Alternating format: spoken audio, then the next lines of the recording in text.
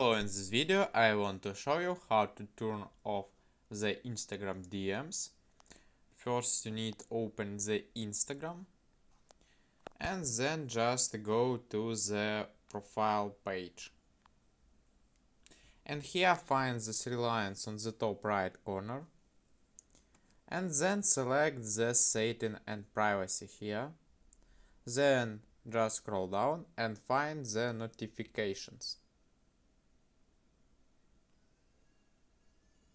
Find the messages, and here just turn off these parameters here.